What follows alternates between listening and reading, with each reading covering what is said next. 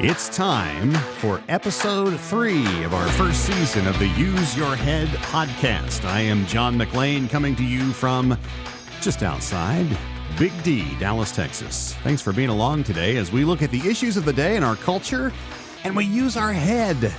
We resist the urge, we resist the temptation, we resist the insistence that we let others do our thinking for us. No.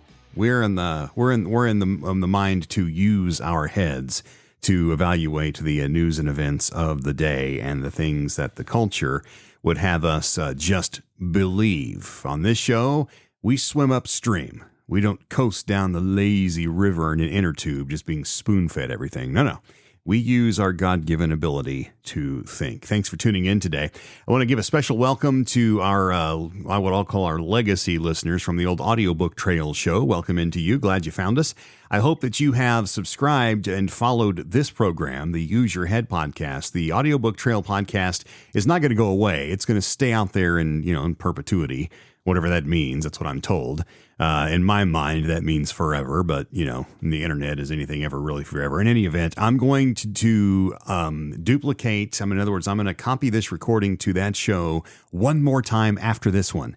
And after that, I'm just going to maintain this one. The old trail show will stay out there in perpetuity, like I say, but I won't be adding to it. So if you're going to come on board with us on the Use Your Head show, make sure you go to your favorite content platform and subscribe or follow or however they do it on that end. Would you give us a rating? Tell a friend if you'd like. I would sure appreciate it, especially on Apple Podcasts. It seems like ratings mean more on Apple. And we have a lot of Apple Podcast listeners. I listen to my podcast content on Apple Podcasts. So I guess they're kind of the king of the castle, if you will. So if you would leave us a rating and maybe say something nice in a note there, that would help us out quite a bit. You can send me an email, okay?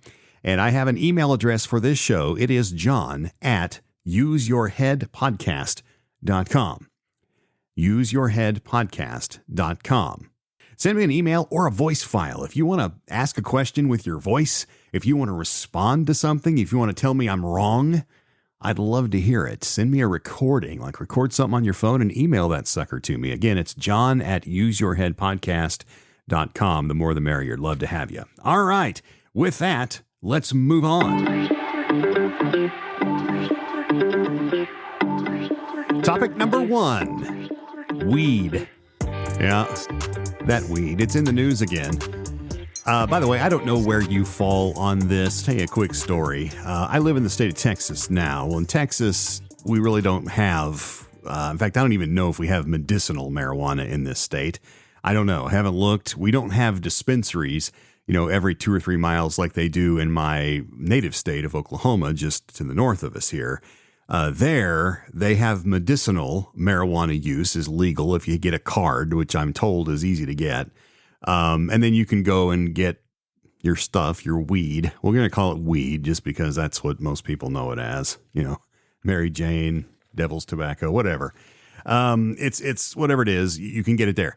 There are some states, when I lived in Arizona recently, you can just walk right in. And if you're 21, you can buy whatever you want. So your mileage may vary depending on where you live, but it's here. The genie is out of the bottle with marijuana. And the long debate about should we legalize it, should we not, should we be spending all this money fighting against this thing? It's really not any more serious than beer and, blah, blah, blah. Okay, that genie's out of the bottle now, and varying degrees of acceptance has happened pretty much nationwide, asterisk, okay? But I wanted to mention this because, look, it's out there now, and there are a lot of people that use it. Some people, I'll say from the get-go, I think use it in what I would call a responsible manner. It is a good thing for people that have chronic pain. If you have a condition that is not curable, there's nothing else works, this is a way that you can cope. And look, I've known people that live with chronic pain. They have some sort of nervous disorder, or they have an injury that has left, like a back injury that has left them, it's like, look, doctor say, sorry, this is your life now. If you've ever had an injury like that, and that feeling, to be told you have to live with that the rest of your life, there's nothing we can do, you're willing to do almost anything to try to find relief. This, I'm told, this marijuana in various forms, whether it's the edible kind, the smokable kind, what have you, can help. All right. And I'm all about that. Look, especially if you're not working anymore, you may be disabled and, you're sitting at your house suffering. Okay. Go for it. So I want to say that from the get-go. There are people that do that, and they do that responsibly. However, like anything else, there can be abuse. And just like alcohol can be abused, just like firearms can be abused, just like any number of prescription drugs can be abused, automobiles can be abused. That word, by the way, abused means used incorrectly. Abused is abnormal, okay? Abused. There are people out there that are abusing it. And so we've seen statistics now, big surprise, people are getting in wrecks because they're high and driving. Instead of drunken driving, they're high and driving. Very little difference. There are also people that are, getting in all kinds of trouble because they like being high and so they stay baked all the time. All right. So there's always going to be that going on. And yes, the people that are saying we shouldn't legalize this because we're just going to have more people high and causing accidents. There's a fair amount of truth to that. However, how many times have we been saying don't drink and drive? And we're always going to have people doing it because we're human beings and we do dumb things sometimes. Selfish, stupid, bad decisions that cost lives. And that just happens. That's part of living in the world today. So I don't know where you fall on the marijuana. You may be anti-pot and that's, bully for you. That's great.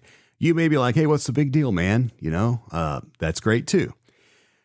But what I want to talk about today is something that I think maybe we can all use our heads and maybe agree that this is not a good thing. I don't know if you've ever been in one of these dispensary type places. I will tell you, in all honesty, I have been because I'm a curious fella.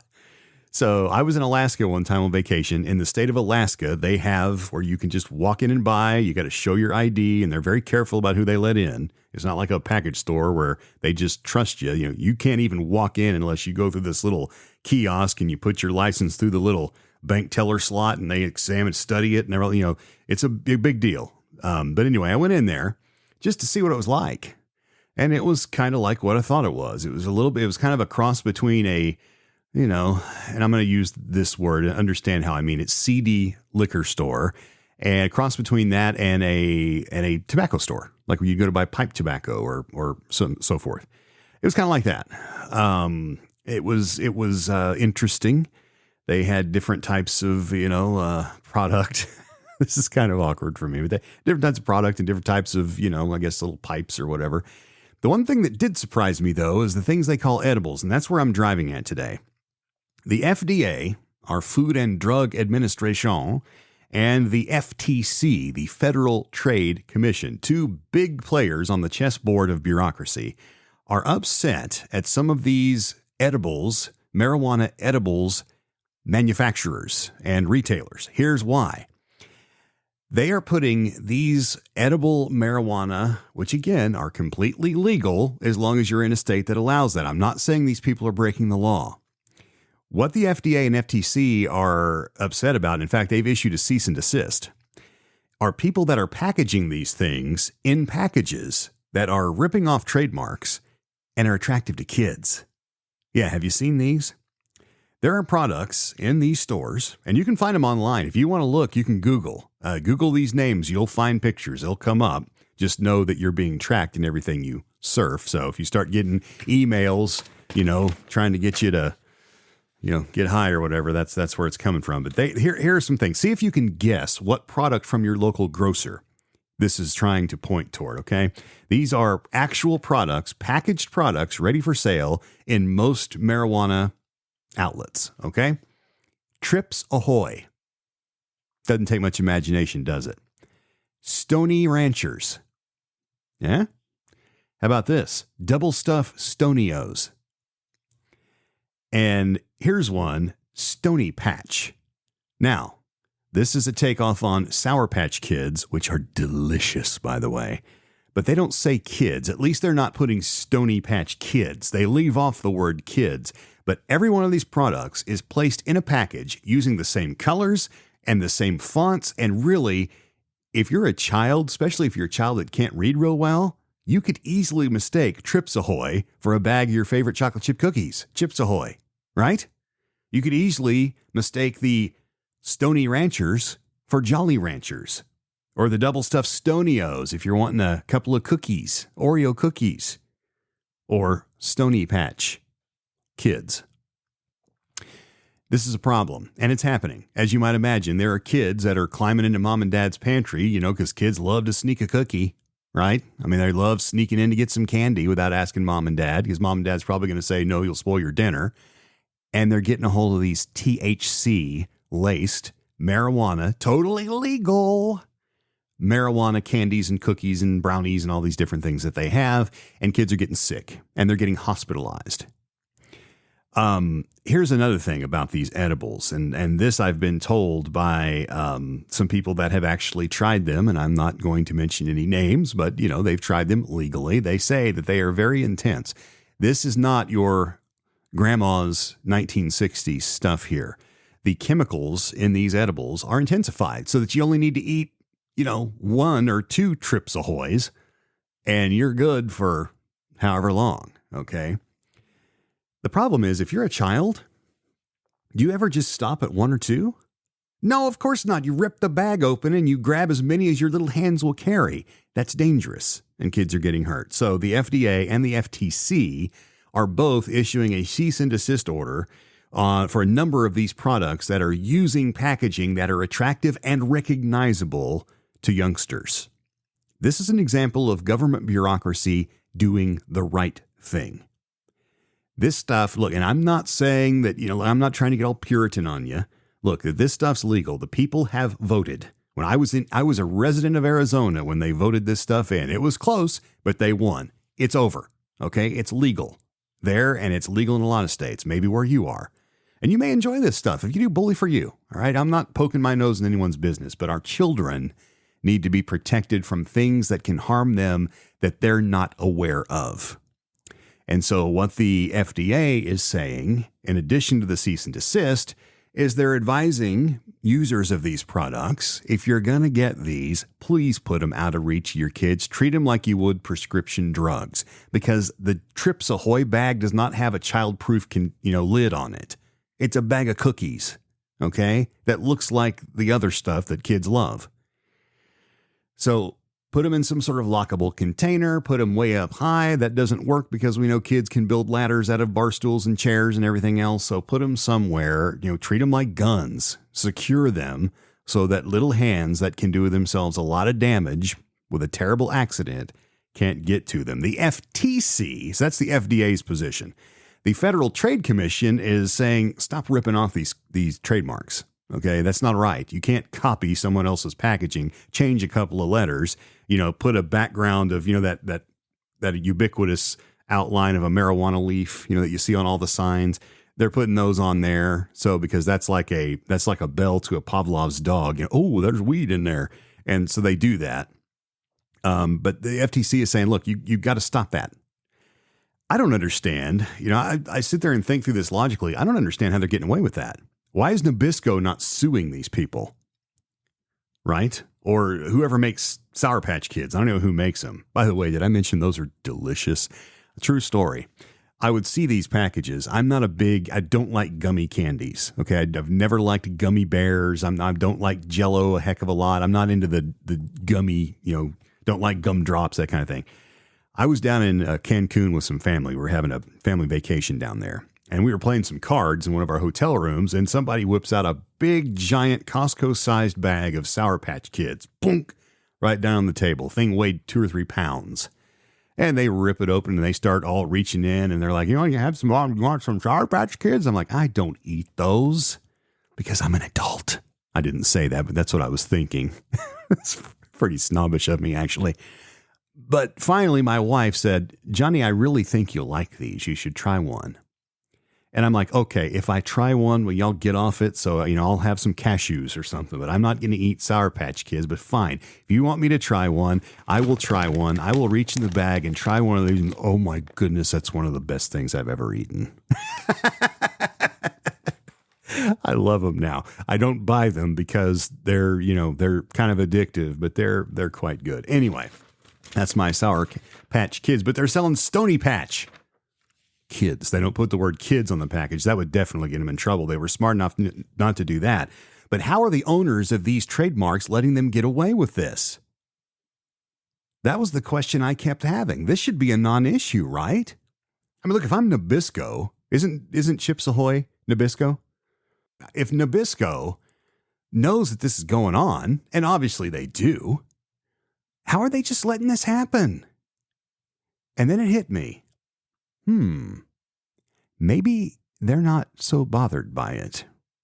Maybe they think that the legal cannabis buying populace is kind of a cool market. Maybe they think it'll help them sell more of their cookies. Maybe they've lost their sense of corporate responsibility. I don't know. But it seems to me, how long have Chips Ahoy's been around? They also are delicious. I love them. Love dunking them in milk. Oh, man. I could go for some right now. I'm using my head and thinking that seems awfully weird. Nabisco or whoever does Jolly Ranchers or double stuffed Oreos, also Nabisco. That's interesting. Anyway, the FDA and the FTC are saying stop it, cease and desist. And they're giving instructions for people that are buying this stuff to keep them out of the hands of kids. And I honestly think that that is something that we hopefully all can agree on.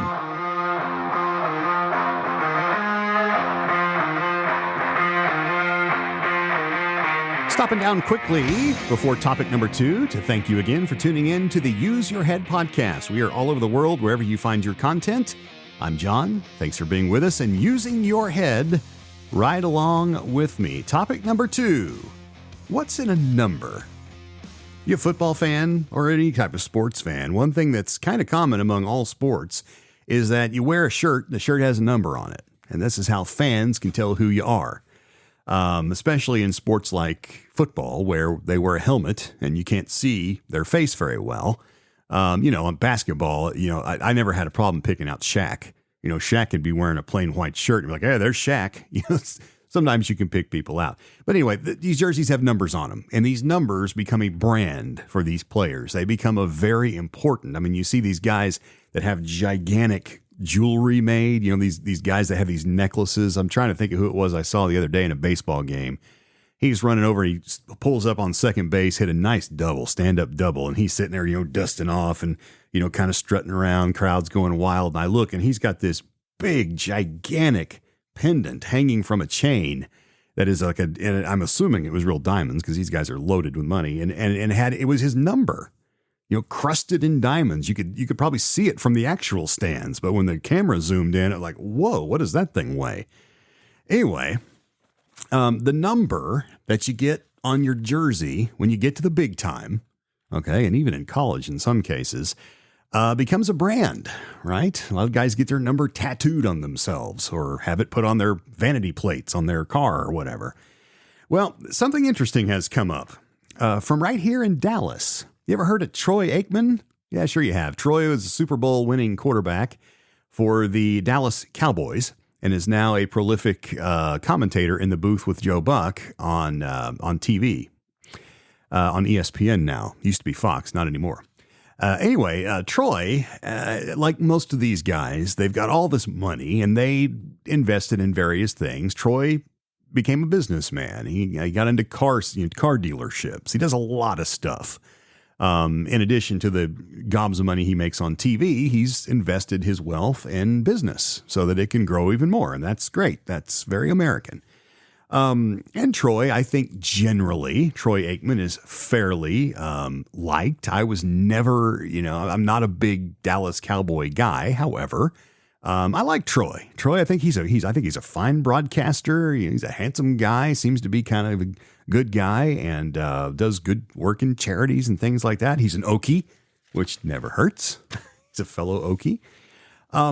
Troy wore the number 8 as a member of those really great Dallas Cowboy teams that he played on. Most of them are great. The first few were terrible, but he is now leveraging that number and coming out with a whole line of products, and I'm not going to go into what they are. It's various things. He does beer and he does some things like that. And he's using 8, spelled out, EIGHT, 8, as a brand. And I've seen that on billboards around the city here. You know, I've for several months now, I've said, oh, look at there. That's Troy. Oh, what is this? 8, you know, because billboards work, by the way. Yes, they just do. I love those ones that say, does outdoor billboard advertising work? It just did. You know, that's the point. You're reading it. It works. Anyway, so I saw this and I was thinking, oh, well, Troy is, I think it was actually a beer billboard. There's a beer called 8, AIGHT, and picture of Troy smiling, you know, like, try my delicious beer or whatever. I'm like, oh, that's interesting. Okay, 8. Well, there's another gentleman that doesn't find it so charming and interesting. Lamar Jackson, who is a current football player. Troy, of course, retired years ago. Lamar Jackson plays for the Baltimore Ravens. He has a lot in common with Troy. He's a quarterback, like Troy was. He is a great quarterback. And he also wears the number 8. Well, Lamar, even though he's still playing, wants to bank on his performance. And hey, listen, he's an amazing, exciting player. He is wanting to say, well, hey, listen, I want to sell some stuff and I want to use 8 because I wear the number 8. And he's running into some problems with the Copyright Office. This is an interesting thing, and it begs the question. First of all, should it be, hey, this was my idea first? In other words, you know, using our head, should we lean toward Aikman's side and say, well, hey, listen, yeah, you're great and you wear the number 8, but it was my idea first. Okay, there's a fair amount of logic to that, right? On the other hand, 8 is a number. It's a single-digit numeral that we use for, on Sesame Street, right? 8 donuts, right? I mean, 8, it's 8. It's just an 8. It's an ocho. It's an 8. Oh, that reminds me. Remember when Chad Johnson changed his name to Ocho Cinco? There's a guy who was branding his number. Anyway, you might not even remember who he is at this point, but, or should we go to Lamar Jackson's side and say, well, look, the number 8 is shared. All right. After all, there have been a lot of great 8s in football. Troy Aikman, yes. Lamar Jackson, yes. Steve Young. Remember Steve Young, 49er great? He wore the number 8, which rhymes with great. Coincidence? You be the judge. You also be the judge on this. What do you think? What should it be? Should Troy be able to say, oh, listen, yeah, I get it, but it was my idea first. That's my best Troy Aikman, by the way. Or should it be Lamar Jackson? I don't know how he speaks, but should he say, well, listen, that may be true, but I wear the number 8 and I'm, you know, he could even argue he's just as good as Aikman. I don't know what their numbers are. He might be better. The game's changed a lot, but in any event, what do you think? I would love to know what you think at john@useyourheadpodcast.com. john@useyourheadpodcast.com. Can Troy Aikman trademark 8 and sell beer and whatever else he wants to sell with 8 as his brand? Can he own that? Or is that not fair to the other great 8s? Interesting stuff, I have to tell you. Let me know what you think. Again, the email address, john@useyourheadpodcast.com.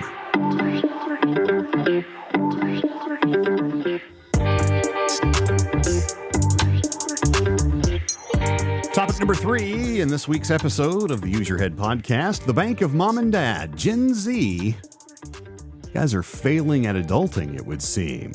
Found a USA Today article, and yes, I found it by accident, by Mike Snyder. Found this online, and the idea is that Gen Z, in fact, I'll just tell you the title of Mr. Snyder's article, Gen Z, many stuck in parent trap, needing financial help from mom and dad, survey finds. Now, this, if you're a parent of a Gen Zer, you may be like going, yeah, tell me about it. Okay. I'm not. I know some Gen Zers. By the way, if you're not into the Gen thing, I'm a Gen Xer. If you don't know what that means, Gen Z is defined generally as people born between the late 90s and the early 2010s. All right, so let's average that out. Let's say if you were born in 2010, then you're 24 now, right? No, 14.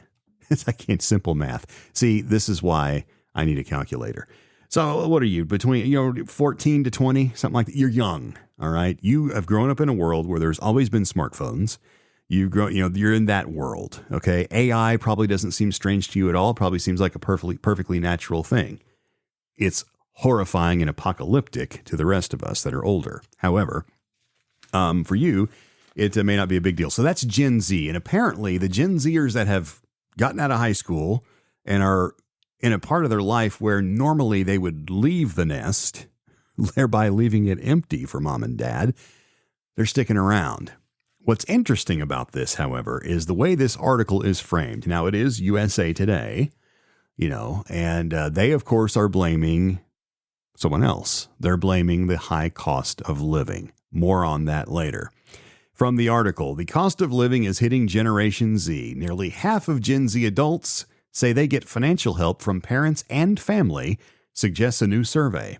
Almost half, 46% of Gen Z adults ages 18 to 27 said they relied on financial assistance from their parents or other family members in the Parent Trap survey released last by the Bank of America. Research firm Ipsos conducted the survey of more than 1,090 Gen Z adults from April 17th to May 3rd. The findings mirror those from an online survey in September that found that 2/3, or 65% of Gen Zers, and 74% of millennials, which is the generation just ahead of them in age, older than them, say they believe they are starting farther behind financially. Remember that. They're starting farther behind financially. That's an online survey. It was conducted exclusively for USA Today by the Harris poll. All right, let's talk about this because, look, I've heard of this. I've heard of a lot of people couch surfing. These 22, 23-year-olds are not in school. They're not doing anything. They're couch surfing. And to varying degrees, they may have a job, but they just can't afford to get out on their own. And why would they, by the way, when they get their laundry done and they have a place to sleep and they probably aren't helping with bills at all? If they are, it's probably just a little bit. So why would you go out and adult? Because adulting is hard and expensive. You can probably tell where I'm going with this. I'm going to suggest this. I'm going to use my head here. I'm not going to allow this article to feed me this line that, well, Jen, it's not their fault. The cost of living is so high now. Have you priced bread lately? Yeah, I have. I buy the same groceries everyone else buys. Okay. I don't ask my parents for money. Now, I'm not in Gen Z, but I can tell you when I was that age. So this was, when was I the age Gen Zers are now? I have no hope I need an algorithm for this. I can just tell you, in my generation, the expectation is that if you're over 18, you're out of high school. Well, let's say you're out of high school and you're not in college full time. You're not working and helping with the bills. You're out.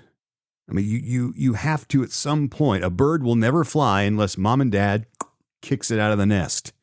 Okay? You got feathers. You ought to be out on your own. But you don't understand, John. You're being unfair. Cost of living is out of control. Yeah, you know what? Every generation ever has said that because prices over time in history always go up. Nobody's paying $16,000 for a new home anymore like my grandparents did. All right? It just doesn't happen.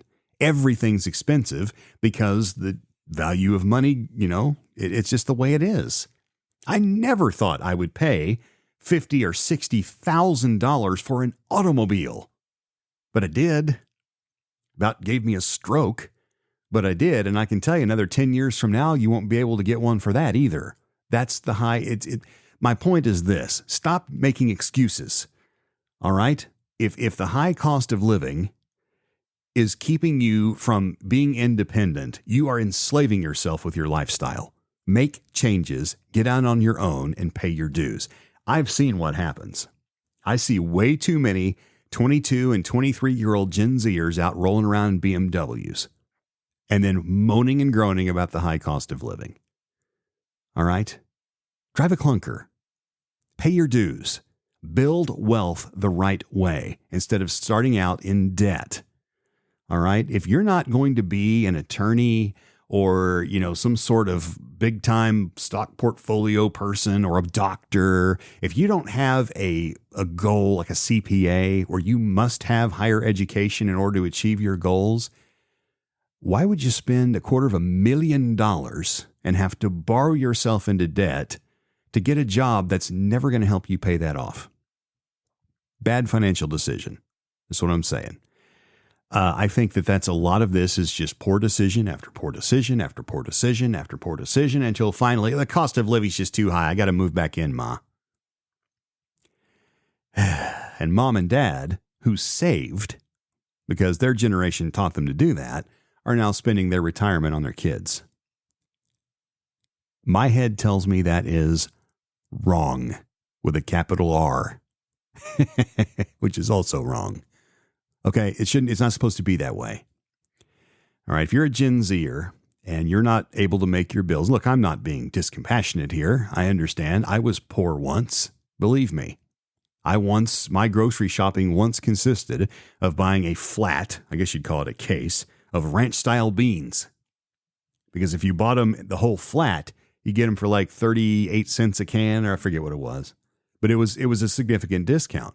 Beans are protein. And I ate ranch-style beans for every meal for a long time because I could afford to eat that way. What I didn't do was call mom and dad and whine about the high cost of living.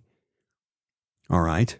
Another thing I did was I got a job at a pizza restaurant so I could eat for free a lot. Hey, listen, what I didn't do was go back home and say, I can't. It's too much. All right. I'm not buying the high cost of living. Now, I will say this, and I studied economics in college. I will say this: inflation is out of control right now. And we can argue all day long about why that is, but the fact is, it is. And yes, it galls me to pay $5 for a loaf of bread. I get it, but if you're going to buy bread, that's what it costs. If you don't have enough money, then you need to budget for some other things. Okay, but look, come to me and show me your monthly budget, Gen Zer, where you are living very frugally, and that might mean doing without luxuries like satellite TV. And it might mean that you can't buy the latest, greatest game console and stay up all night playing it, or having an 85-inch plasma TV in your apartment. It might mean that. Sorry, I know that's harsh. But I feel for these parents. Look, if you're a parent, what are you going to do? Your kid comes to you on the verge of starvation, credit cards are maxed out, cars broken down, lost their job. What are you going to do? Most of them take your kids in because you love your kids. I get it. It would take a pretty cold person to slam the door in their face. But what I'm saying is, kids, come on. All right. Every generation has faced high costs. You can do it too. Because a lot of these young people I'm talking about that are whining about this are smart. These kids grew up in the information age and they were learning things in third grade about technology that I still don't know. Find a way to earn money using those skills. All right. And do without. Those are two of the most important words I can give young people today. A lot about living in your 20s, unless you're born with a silver spoon, is do without. Pay your dues, because I promise you, when you get to be an old fogey like me, the ripe age of 52, you're going to appreciate those days all the more. And the things that you do earn, the wealth that you do build, is going to make you all the more proud of what you've accomplished in your life when you do it the right way and pay your dues.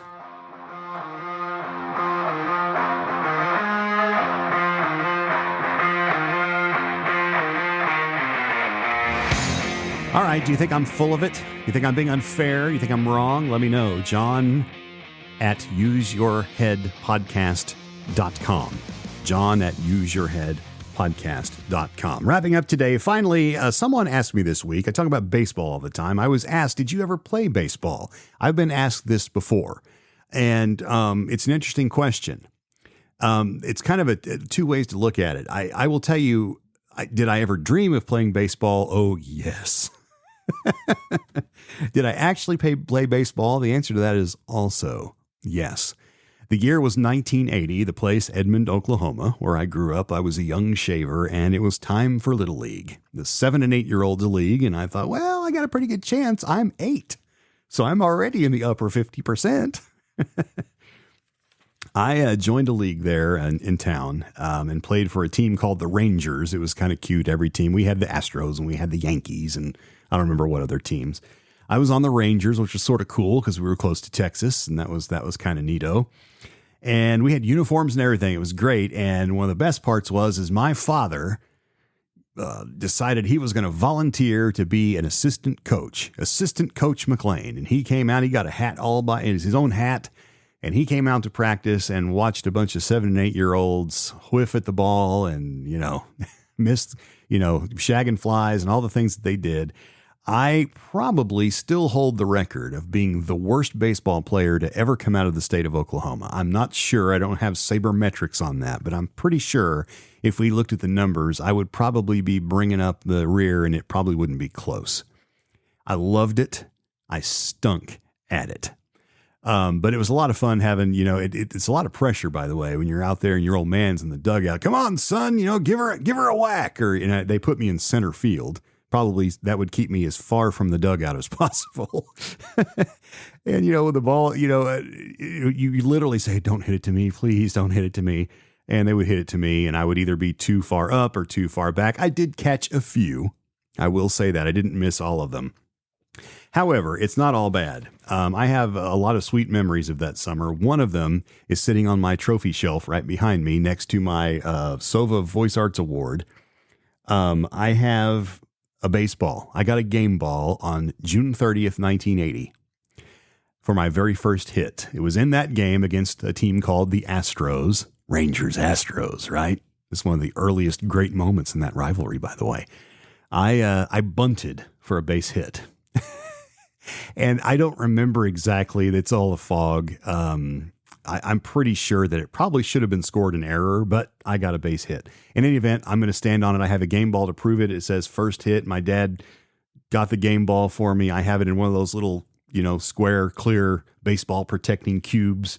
And it's a great memory for me. So that was the extent of my baseball career. I heard one of my heroes, Bob Uecker, say the other day in an interview. It was in the midst of all the All-Star festivities last week. He said that he was the very first player in Milwaukee. What was it? He was the first Milwaukee native to be sent down to the minors by a Milwaukee team, which I thought was pretty funny. I would probably be the first Edmond. If the Little League had minors, I would have been designated for assignment. But it was a great summer. So yes, I did play baseball. I stunk at it, but I love it an awful lot. And I love this podcast, and I love the fact that you joined us. We'll see you next week, for another edition of the Use Your Head podcast. In the meantime, whatever you see, whatever you encounter in our culture, do yourself a favor and use your head. See you next time.